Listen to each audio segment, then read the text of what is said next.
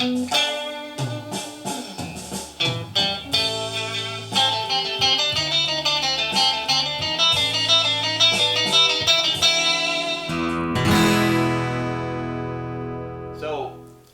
I start scouring these pawn shops down on Church Street, and there's I don't know how many are left today, but down in back in those days there was probably 10 or 15 down there, and most of them had like a few guitars. Some of them had a lot of guitars. Some of them only had like 2 or 3.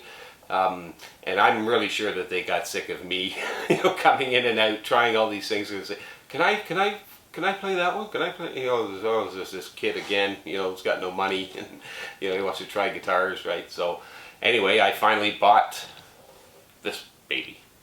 It was $100, and it came with a little kind of a cardboardish hard shell case, if you guys remember those things from back in the days, and I still have the case to it as well. I don't ever think I got a receipt, or I don't have the receipt for this guitar, I don't think, if I did, right? My second guitar was the Sigma Martin acoustic, but my third guitar was this Flying V, and I still have the receipt for that, and I ended up selling this guitar to get to that guitar. So here's where the story takes a little bit of a weird turn. So here I am, I bought this guitar, I'm playing it, I ended up getting this little amplifier a few months later. I think I had a couple of pedals or 2, and but I was getting into it. I was, it's now my second to third year into playing the guitar, and I want to step up my game and get a little bit better piece of equipment. So I reluctantly sold this guitar. And I hated it. Oh God, I hated it. I just regret, I didn't want to lose it, but we've all been there, folks. I think you can understand me, especially some of you musicians that have wanted to upgrade their equipment. You got to let something go, and I've seen a lot of that in the comments that you've wrote there. It's like, oh man, yeah, I had to sell my first guitar to get my second guitar, So that's the nature of the biz. But so I sold this guitar, and but luckily it was to my girlfriend. Her name's Carrie. Here's her picture. I hope that comes out. If it doesn't, there I'll take another shot of it and put it in the video. She was beautiful. Probably still is. So we were high school sweethearts. I started dating her when I was, I think, 17. And, she loved my playing. So her brother wanted to learn how to play the guitar. So she said, she knew I was saving up for this Flying V. So she said, okay, well, I'll buy your guitar from you. And she actually gave me more money than I paid for it. I said, well, it's not worth just $100 that I paid. It's like more than that. So she gave me $150 for it. And that really helped me out on the way to get this Flying V. So unfortunately, her brother Sean, it never really took. He's kind of, one of those typical guys or people that say, yeah, I'm going to learn the guitar, and they buy a guitar, but 3 weeks later it ends up in the corner, just gathering dust because they found out that it was hard. So she listened to me cry about losing this guitar and how much I loved it and all that kind of stuff there for, I guess, a little bit too long, but it was really from the heart. It was a gift from the heart, that she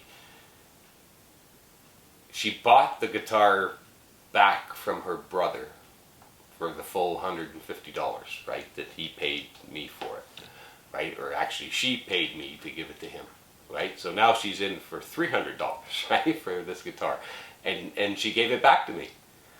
And oh my God, I will always love her for that, right? And incidentally, she's the one that gave me this cross. That was on my 18th birthday, and you know, I'll always love her for that. This was my first guitar, and she was my first love. So the two things have a lot to do with each other. So where does that take us? How did we get to where we are now? If you've ever noticed, there's kind of like this red, white, black theme going on with my guitar rack. That's kind of by design, except for that green guy over there. Anyway, the last time I went to upgrade this guitar, I was really wanting to change the pickups in it because it's only a weak point. I ended up buying this guitar because it had the sound that I was going for, right? And this guitar's got a great story to it too, right? It's actually pretty funny, but that's one for another day, right? So quickly, the details on this guy. This is a Japanese Strat. It's Onyx. It's not a Fender. It's Onyx is the brand name. There's a serial number on the back. I've gone to upgrade the machine heads a few times, or tuning. I'm familiar with that term.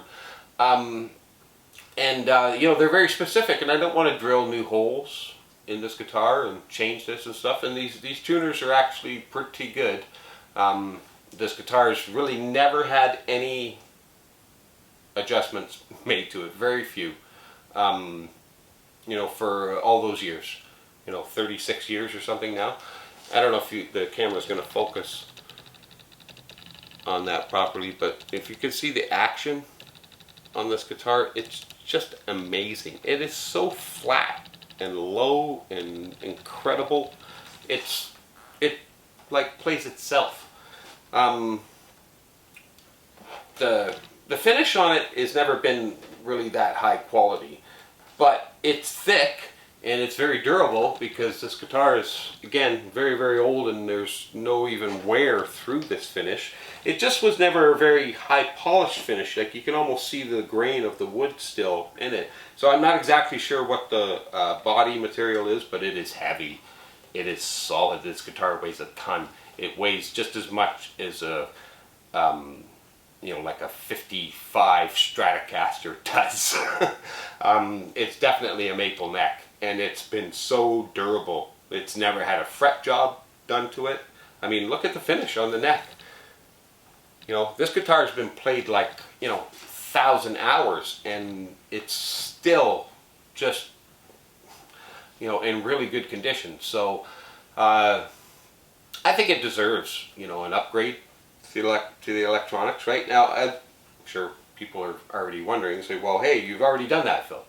Okay, so this was done, I don't know, when I had it about 2 or 3 years, and I think this was given to me, or it was really, really cheap. That's why I did it. This is actually a DiMarzio Super Distortion double stack. So it's a humbucker, but it's stacked. So it really is giving this thing quite a little bit more punch, especially when you put the dirty channel on.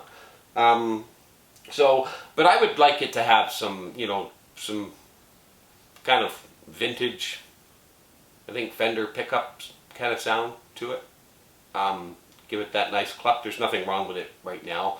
And, you know, again, been back and forth many years about, you know, should I change it, should I not? And, you know, I'm worried about affecting the value and keeping it original and everything. Well, I'm not going to sell this guitar, so why not, you know, make it the best that it can be? I figure, you know, it's 90% there now, and believe me, you could offer me 5 Fender Stratocasters for this, and I would still say no. You know, and it's not just about the sentimental connection that I had to this guitar. It's about its playability and how great it is, and it just wants to play itself. So thank you for watching today, folks. Love and peace again from Canada to all of you. Bless your sweethearts. We are YouTube.